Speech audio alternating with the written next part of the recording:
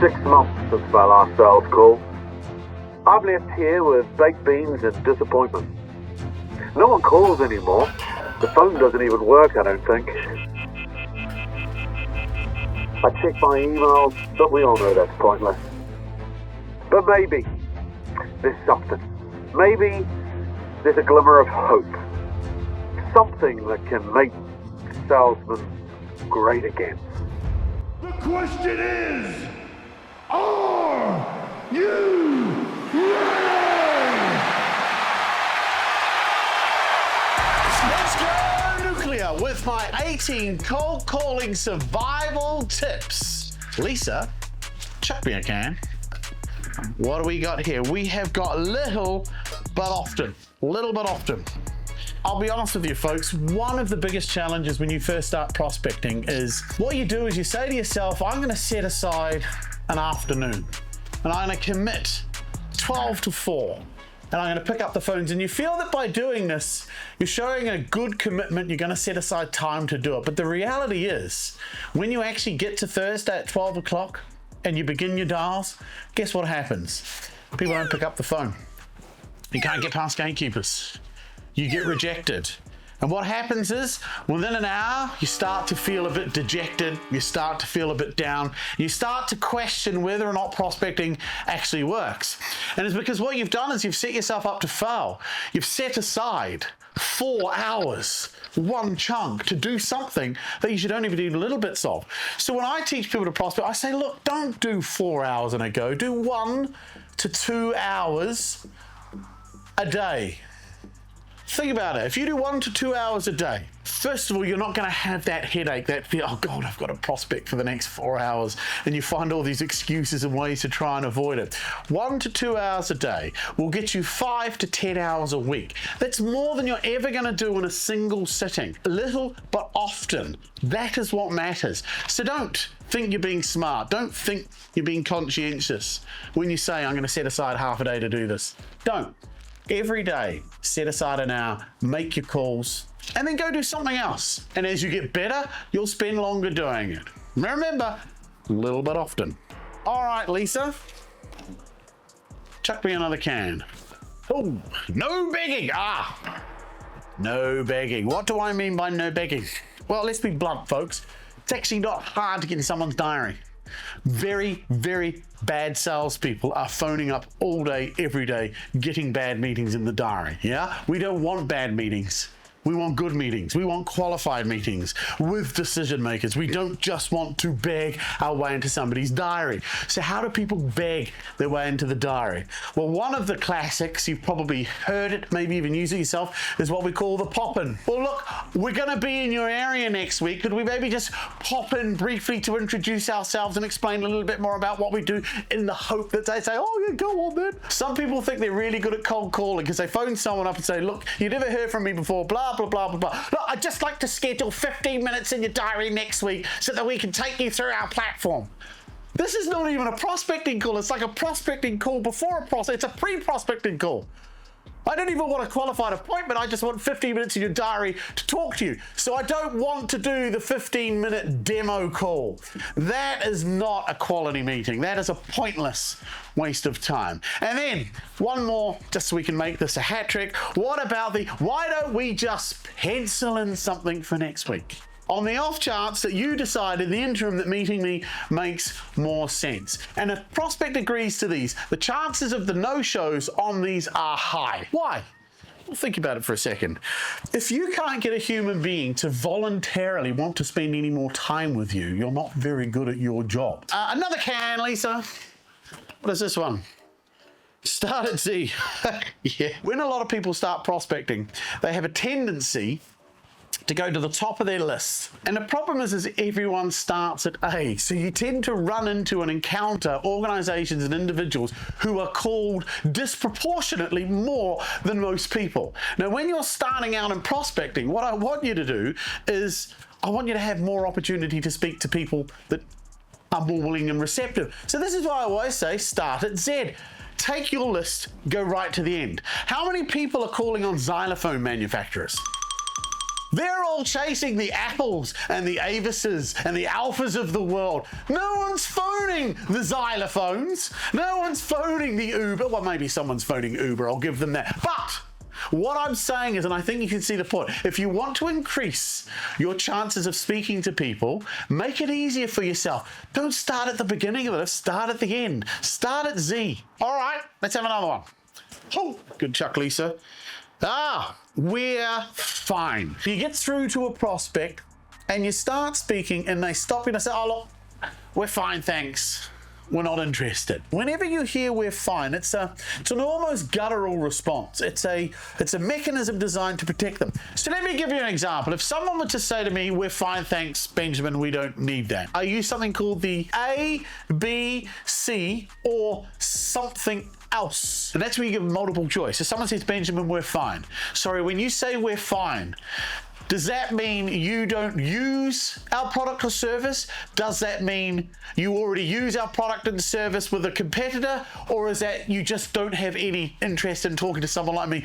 Or something else. I give them multiple choices to clarify. You probably think to yourself, but won't someone just hang up? Believe it or not, they don't. When you give them multiple choice answers to pick, they'll say, well, it's because we already have a supplier and we're very happy with them. Now they've given me something else which I can then ask another question on. So whenever you get we're fine, always go back with an ABC or something else question. In fact, change we're fine to we're not interested. When you say you're not interested, is that because you already use our product, you don't believe you need our product, or do you mean something else? You see, ABC or something else. It's an excellent strategy. All right, Lisa. Woo. Use emotive words. How many of you know that people buy emotionally, not intellectually? And if you didn't know that and you've been in sales for more than 6 months, you have been let down by whoever hired you or taught you. It is fundamental. Every human being, every purchase we ever make is 100% emotional 100% of the time. Now, that doesn't mean you're literally in tears or feeling deep guttural emotion, but it means every purchasing decision is driven by a need to satisfy some emotional desire, be it your hot coffee to the toothpaste you use. Why do you buy? What do I mean by use emotive language? When I'm talking to prospects, I'll give you something. It's an acronym. It's called FUDSWACKER. I know, sounds like some sort of Star Wars creature. But what does it mean? Frustrated, uncertain, disappointed, struggling, worried, anxious, concerned, annoyed. Those are all emotive terms. We work with people that are frustrated with X, worried about Y, struggling with Z. That is what I mean by saying use emotive words when prospecting. All right, Lisa, what do we got next? Whew. Make it a game.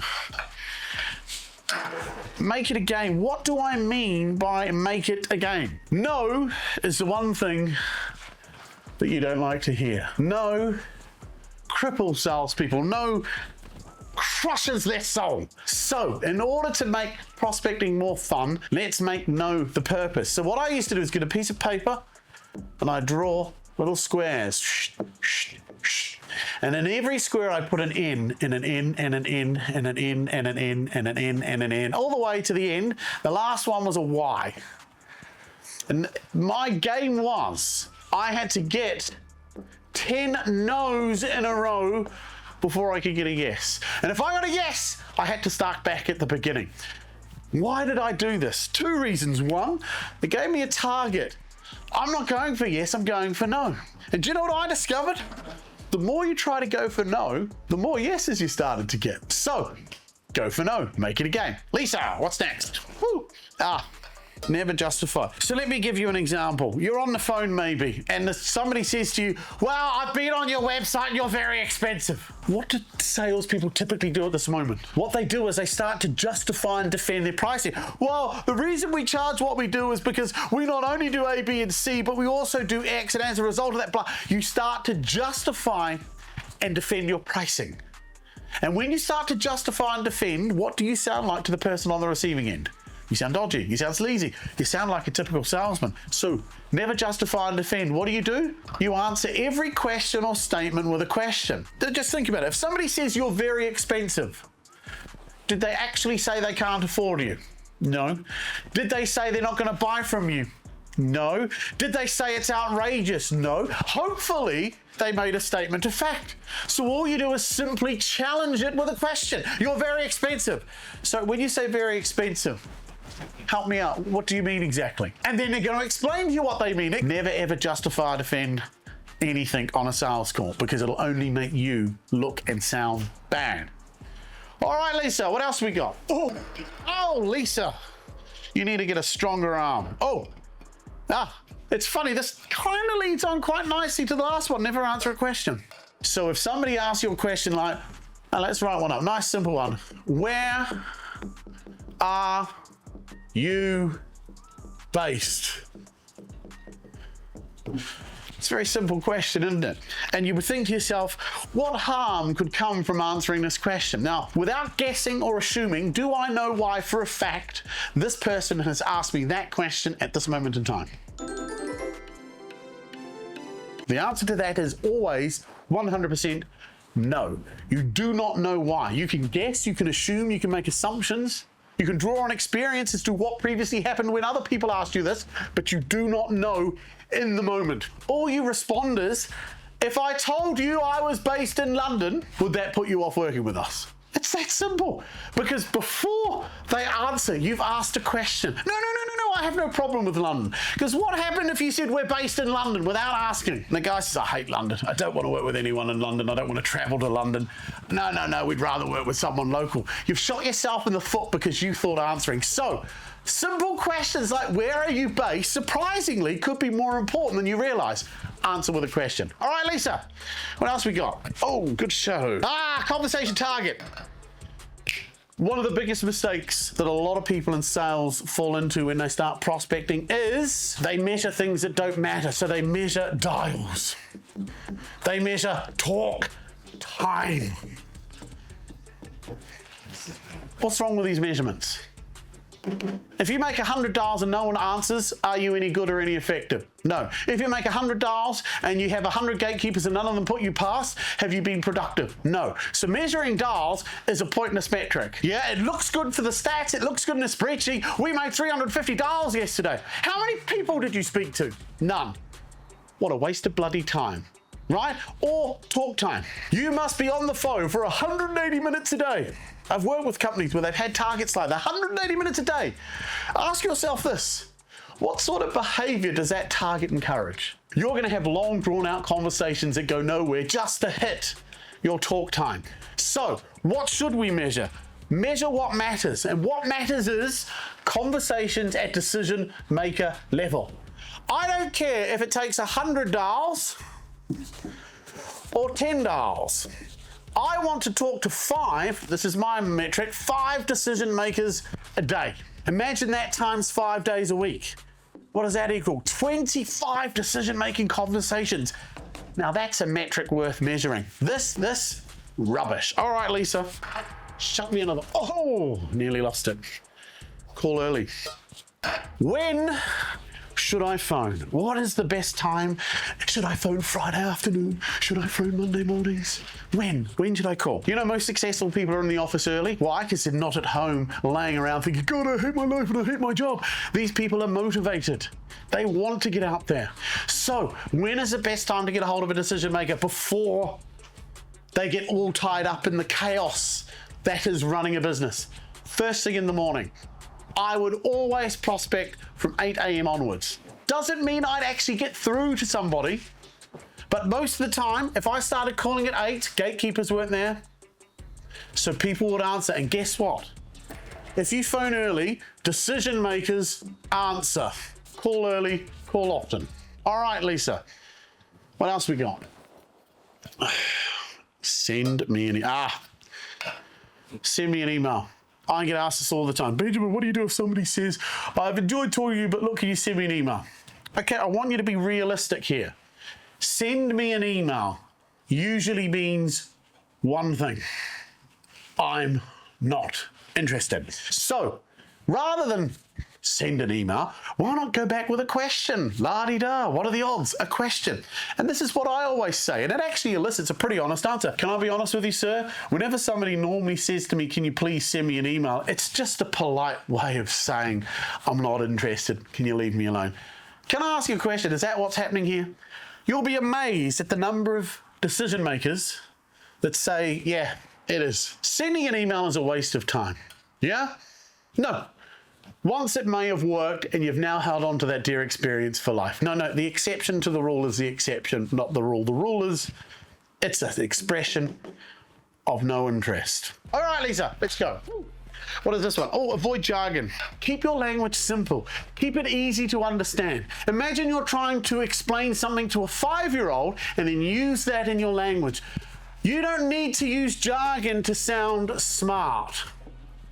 That's why we use it. We want to sound smart. No, sounding smart doesn't actually make you a good salesman. In fact, sounding smart has a tendency to annoy people. I'll end on this with this tip. Unless it was you, did anyone like the smartest kid in class? Nope, so don't try it. Lisa, mindset. Do you know what's going through the mind of a lot of salespeople? Not all of them, but a lot. The phone's dialing. A lot of people are thinking, I hope I don't screw up. A lot are thinking, please don't answer. Please don't answer. Yeah, their negative self-talk, they have a mindset that is already setting themselves up to sabotage their own call. So what should you be thinking? What should be going through your mind? This person had better answer. Yeah, I'm expecting them to answer. I'm not hoping, I'm not praying. I'm saying this person had better answer. And did you know what else I'm saying? Because if they do, this will be the best call they take all week. Now, my handwriting sucks, but I think you get the point. If you find a prospect that has problems that your solution fixes, this is going to be the best call they take all week. Because that is your job, is to find people that need what you have. Every call you make could be their best call. You've got to go into it thinking that, believing it, acting like it, and getting the results you deserve. All right, Lisa. Decision maker only. Why do people call too low? You give salespeople 2 lists: CEO, head of, manager. Which list do most salespeople start with first? Most start with the head of or sales manager. Why? They phone low. Why do they phone low?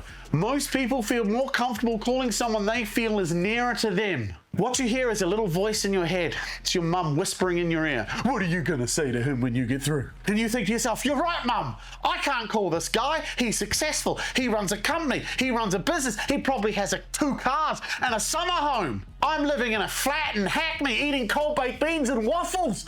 I'm praying to be a billionaire. What could I possibly say to this man? Guess what? The money's here. It's never here. All right, Lisa. Well, I've already made my pyramid, so I'm going to have to restructure it.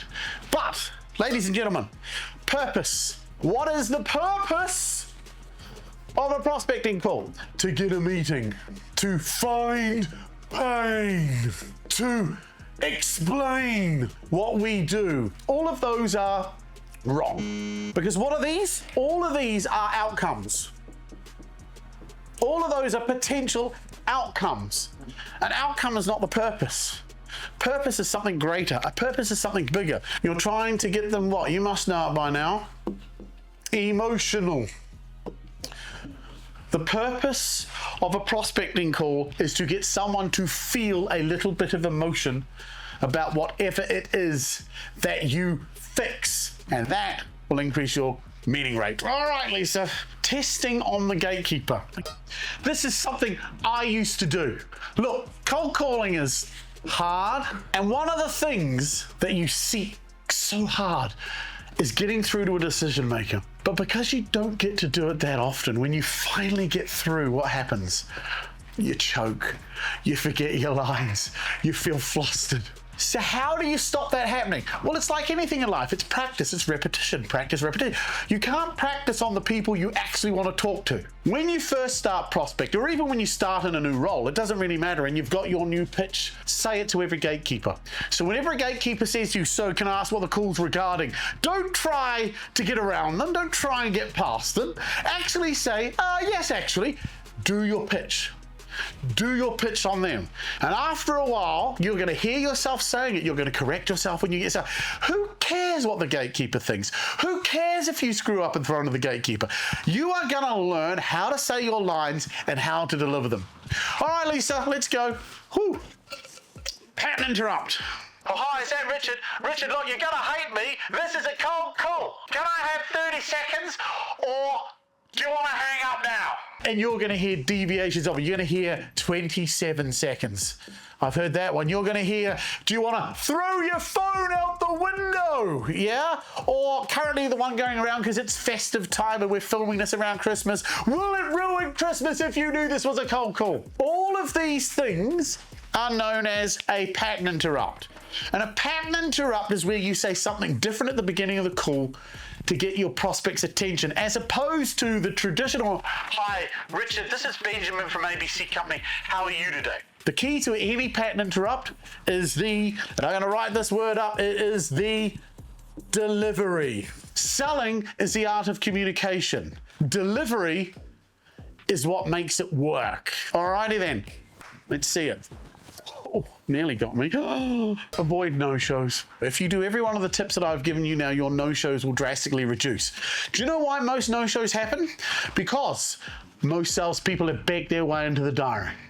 You get no-shows because you never got emotion. They do no-shows because there never was a meeting of the mind in the first place. The only legitimate no-shows is where something so external happens that they can't make it. Like they've been hit by a car, which is a pretty good excuse to do a no-show to a meeting. But most of the time, your no-shows are a direct result of you failing to get a meeting of the minds. Follow these tips, and I guarantee your no-shows will drop off. So, we've nuked your cold calling problems. We've vaporized your fears. So, take these tips and apply them. Don't just watch this then move on. Actually go out and do it, because I guarantee you, if you do these top tips, you will get better cold calling. And if you don't believe me, if you're still in doubt, why don't you watch me do it live right here on this video?